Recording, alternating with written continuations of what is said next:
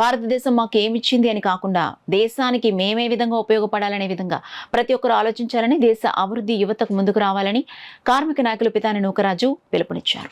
కాకినాడ తిలక్ వీధిలో గల Kakinada port Steve doors కార్మిక సంఘ ఆధ్వర్యంలో ఏర్పాటు చేసిన స్వాతంత్ర దినోత్సవ కార్యక్రమంలో ఆయన ముఖ్య అతిథిగా పాల్గొని జాతీయ పతాకాన్ని ఆవిష్కరించి పిల్లలకు స్వీట్లు పంపిణీ చేశారు. ఈ సందర్భంగా ఆయన మీడియాతో మాట్లాడారు. కార్యక్రమంలో పోర్ట్ స్టీవ్ డోర్ కార్మిక నాయకులు చిన్ని భావనారాయణ, సురళ రాఘవేంద్రరావు, బొందు శివాజీ, బత్తిన సాంబమూర్తి, గుబ్బల శివశంకర్, మిర్జా అక్బర్ పలువురు కార్మికులు పాల్గొన్నారు.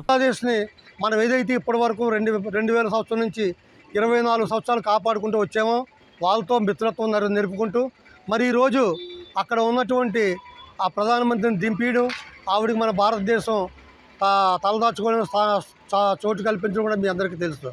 మరి ఇటువంటి పరిస్థితుల్లో అక్కడ చైనా, పాకిస్తాన్ చేసే కుట్రలు ఎంత తీవ్రంగా ఉన్నాయో కూడా ప్రతి భారతీయుడు కూడా గమనించవలసిన అవసరం ఉంది.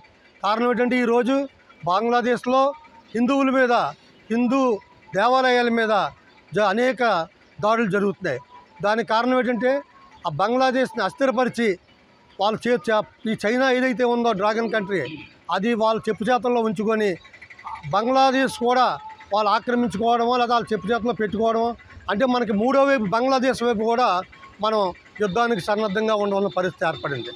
కనుక ఏంటంటే ఇవాళ ప్రతి బాధ్యత గల భారతీయులందరూ కూడా మనం ఈ 78 స్వాతంత్ర దినోత్సవం జరుపుకోవడంతో పాటు మరో అవసరం అయితే మరో స్వాతంత్ర పోరాటానికి ఏ రకమైన త్యాగాలు చేయాలో ఆ త్యాగాలు సిద్ధపడి ఉండాలి. మరి ప్రతి భారతీయుడు కూడా ఇవాళ నరేంద్ర మోడీ నాయకత్వాన్ని సపోర్ట్ చేస్తూ మనం దేశానికి వెసులుబాటుగా వెన్నెముకగా ఉండాలని చెప్పేసి ఈ సభాముఖంగా ప్రజలందరికీ పిలుపునిస్తూ